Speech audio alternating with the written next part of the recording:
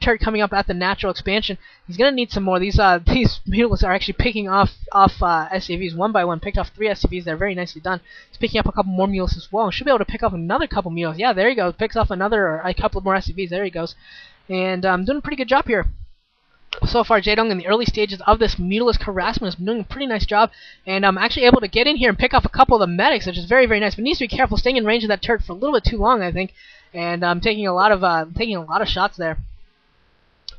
Looks like, looks like he's actually going to try and take down this missile turret. Is going to be able to take down this missile turret. And is just going to try and pick off Marines one by one. And is doing a pretty darn good job picking off the Starport's SCV, picking off another SCV, picking off Marines as he can.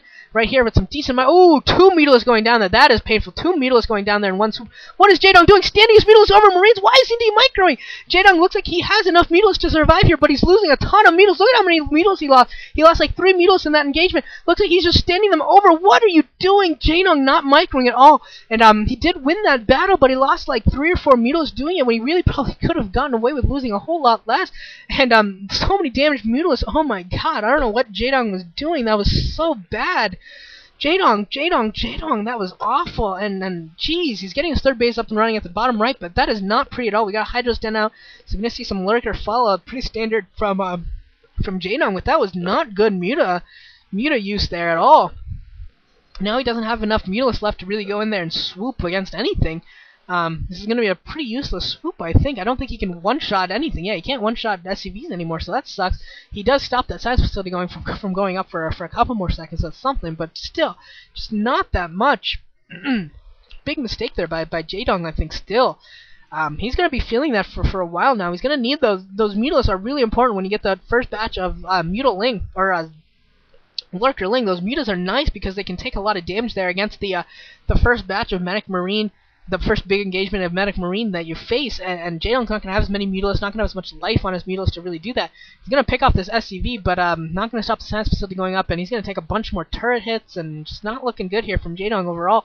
Hasn't done a lot overall. He started out pretty well with his muta harass, but it ends up not being all that effective, so fortunate there from Jaedong. And looks like he's going for a quick hive, 3-base hive here.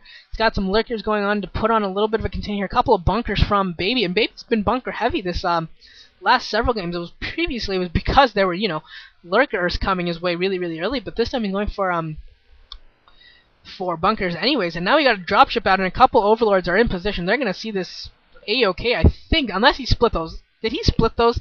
Maybe he tried to split those. I don't know if he was able to do so. I don't think he was, because we got the entire Air Force for Jaedong coming back to try and deal with this. And this dropship is going to at least be able to drop its forces off before the Scourge get in here. Yeah, they are. All of it's going to get at least dropped. Now what happens to the dropship? Now picking up another Metamutalist. That sucks. And these Marines are going to try and get back here behind the mineral lines and try and get some medics to block for them. Doing a pretty good job. They're picking off another one of the Mutals. We're going to pick off all of the Mutals. Do go down. And a medic is blocking. Very, very nicely done there by Baby. Fantastic. Brilliant there by Baby getting behind that mineral line. Going to pick up another drone as well. And still a couple medics there. So really, really good play here by Baby. And Jaedong looking awful. The spawning pool is at risk. Might go down. A bunch of Zerglings coming in here from this direction and trying to get in there, but not having too much luck. Finally, one of the Marines goes down. Still 3 left. Still 3 left. Still 2 medics left, and still 3 Marines left. Still 3 Marines left. 2 Marines left. One of them finally goes down. 2 Marines left. Looks like healing is maybe energy has finally run out of those medics. That was ridiculous. Those Marines with those medics did so much damage. It's a wow. Big time wow. Wow. That's all I gotta say is wow. Jaedong is just not looking good in this game at all. I haven't really seen him make too many good plays so far this entire series. I don't know what he's thinking. I don't know if he's like assuming he gets to play Jaedong, so he's maybe feeling he's like, oh yeah, I'm gonna play Flash anyways in the end of this. I'll just do whatever and then I'll advance. I'm just that much better. And maybe getting a little bit arrogant here. Maybe I mean his Pro League performance has been pretty subpar, and this OSL performance right now is not looking really good either.